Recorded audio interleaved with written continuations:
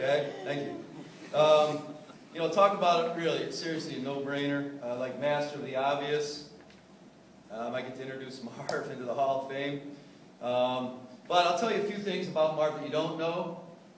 Marv was an Eagle Scout. Okay? Marv was a very good pitcher, and he pitched in the Little League World Series. Marv was all high in baseball and basketball at Kensington High School. That's his alma mater. Marv was the progenitor, Greco, which means one of the first of his kind of the jump shot in basketball in Buffalo. Probably not too many people knew that. Along, of course, with fellow Hall of Famer Dick Harvey. I don't know if Dick's still here or not. He was also small college All-American at Tarkio, Missouri. So there's, you know, quite a few accomplishments other than just his coaching. A million different stories, you know, obviously that a lot of us could tell, but might be saved for a better time other than this. I would just like to say that I met Marv playing basketball at the Belmont Y when I was in college, and Marv was in his 30s. You have to ask him how that went when we played against each other. But he was great friends with my father. My father and Marv are almost very much alike, two city boys, with both had 4 daughters. Okay, and we got to be friends, and we ended up being really good friends. And then Marv ended up actually hiring me to be his JV coach. And of course, you know, we're both too hard to admit it, but you know, I love you, Marv. Okay. The numbers as a coach in this little booklet here aren't 100% accurate, so I'll just go over that a little bit with them for you. So if you get a little, try to get your mind around this. Cross-country coach for 35 years, 174 wins and 82 losses for the boys, 115 wins and 95 losses with the girls. 1971, 4A sectional champions. 1972, 3A sectional champions. Mr. LaRussa here, second at the state meet. That by itself is enough for a Hall of Fame coach right there. Marv also coached basketball for 30 years. 331 wins, 256 losses. Finalists in 1974 and also 1991. And then in 93, with Mr. O'Brien over here, another Hall of Famer, sectional champions. Beat Amherst, and then beat Lackawanna, and ended up going to Rochester to play Ben Franklin. But I do like to remind Marv that he didn't win sectionals until, you know, I showed up and I was on the staff. So there, don't forget that. Baseball, 14 years at Kenmore East. Again, 184 wins, 133 losses. NFL champs in 89 and 92. 1994, Class B. Sectional champions and state Final Four team, probably, you know, again, I would say the best baseball team that I've ever seen. Western New York Coach of the Year. Got to be 5 or 6 players on that baseball team that, again, should be in this Hall of Fame right here. Maybe someday they will. Since retiring from Kenmore East, Marv continued to coach baseball. He's at Iroquois High School now. He's been there 11 years, I believe. 158 wins, 113 losses. 5 straight ECIC division champions, a 2011 sectional finalist, Aurora B Coach of the Year in that same year. Total record of varsity contests, and still counting, 962 wins and 679 losses. Okay, as Marv would like to say, are you kidding me? That's what he can say to the referees, okay, of course. So I just want to repeat that again so you can sort of wrap your mind around it. 962 wins, 679 losses, 45 years of coaching, 3 different sports. Are you kidding me? Seriously? Are you kidding me? Oh yeah, just a few things. Greco, if you improve just this much, you'll suck. O'Brien, keep working hard. 3 or 4 more years, you'll make a good varsity player. Beak, go out there and hit somebody. And Midget, why don't you grow a foot or 2?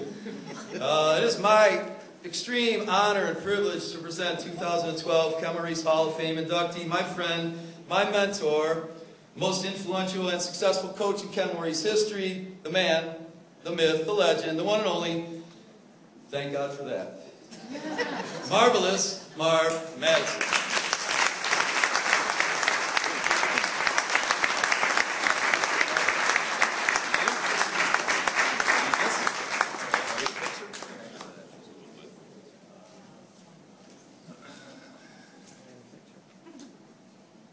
Got it, Leo? Okay, good. Hey, have fun. I won't.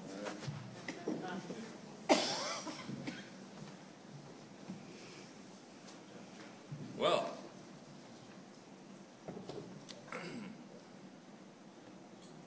Sure you don't need these glasses? no, thank you very much. Super. It was great. I want to just thank a couple of people who probably don't expect this. Dick Harvey, thank you for being here tonight. And my school psychologist, Jeff Regal. Now, I never knew what the hell he was talking about. But I would go into his office when we could find him, and I would talk to him for about 10 minutes. And then I would go out and I would go to the lab and look in the mirror and I'd say, Marv, you're not doing bad after all. I appreciate that, Jeff. It's a pretty neat evening because I've known or taught or coached most of the inductees. Thanks to Brett Banker for creating this Hall of Fame. And thanks for Jim and the whole committee to carry on with its good work. It's really great. Special thanks to Barb Collins and Les Simon for bringing over some mementos the other day of baseball from Kenmore East. They brought an old uniform of mine, which I don't think I could wear anymore, but we've got it mounted. Special thanks, of course, to my wife Phyllis and my daughters, in order, Lynn, Jen, Kim, and Carrie and their spouses, and whoever, and my cousins at the table. That's great. Going back to our previous theme about the top 12 tough people, well, we got a lot of them here. Dave Carver, Gary LaRussa, Mike O'Brien, Roby, Mike Shinero. I just want to digress a minute and say that Chris Roby had a unique play for me. This is what he was supposed to do for me. And I would say, I'll try to be nice about this.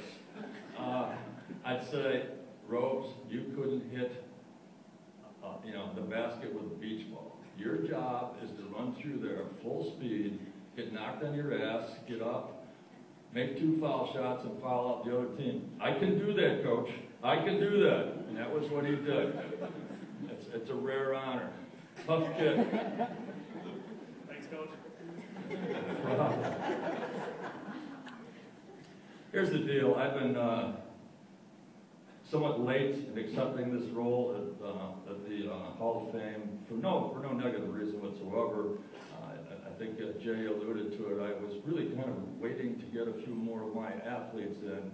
And so it was kind of a mission of good ideas, but it just didn't work out. So we'll work out now that I'm in. Maybe I have a little more influence of what's going on. And finally, my initial remarks here.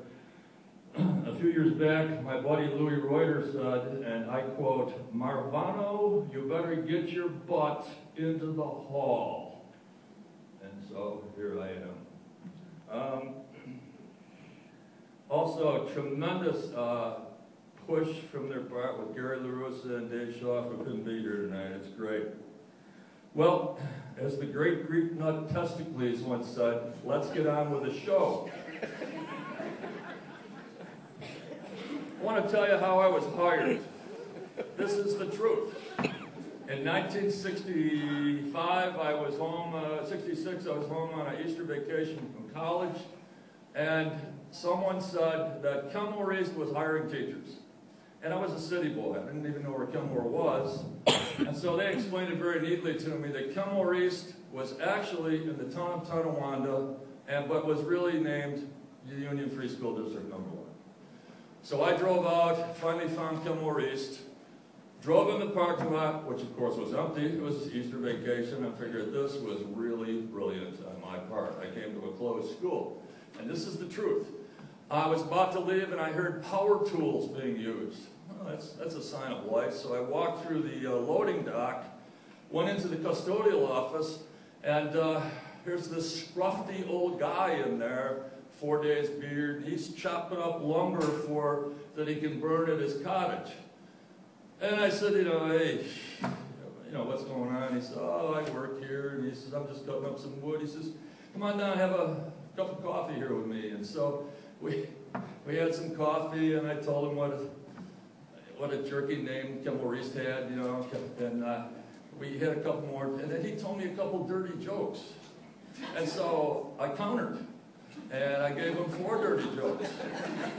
And he said, okay, you're hired. I said, what the heck are you talking about? He said, my name is Al Witzik. I'm the principal of this high school.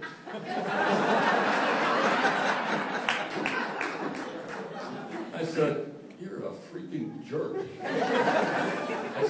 He said, drive over to 1500 Colvin Avenue, have Arnie Mortensen hire you, and do it right now. I said, what a jerk you are. You're trying to have me drive over here, you old fart, and get me in trouble over there. He said, well, if you don't want to do it, don't do it. So now I'm driving out of the parking lot, and I figure, oh, man, I'm stupid if I do it, I'm stupid if I don't. So I finally found where 1500 Colvin was, and I drove in there and went to Arnie Mortensen. That part was true, and I told him the story what happened. And he said, did he look like an unmade bed? I said, yes, he did. He says, you're hired. That's how and that's a true story. That's how I got hired. We actually, listen to this, in modern day, I was one of 20, in 1966, I was one of 27 new teachers at Kenmore East. Okay, those days are gone, that's for sure. I think I should go on. In the program, which I could have cared less about, but I've been getting bad looks from basketball and cross-country runners. So what I'm going to do now is just address each sport, maybe 3 quick stories on each, and we'll have you out of here by midnight. All right. Cross-country.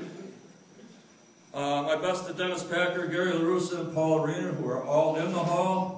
And wherever you are, the Bodegger twins, and all the gals that were tough on my team, and to name a few, and now a few stories. And I have a witness for this. The first story is going to be the legend of Jin Suk. Jin Suk was a Asian persuasion runner who came out for cross country, and he said, I'm really good. Well, we had Gary Lewis on the team, and we were studs. We were going to win every meet that year, no question about it. So the third day out, I said, we're going to run the infamous Creek course, which was basically run from Kenmore East up Elk Creek, back down 4.5 miles, have a good day.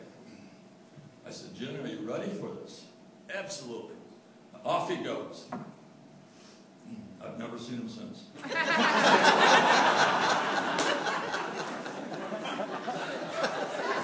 never have.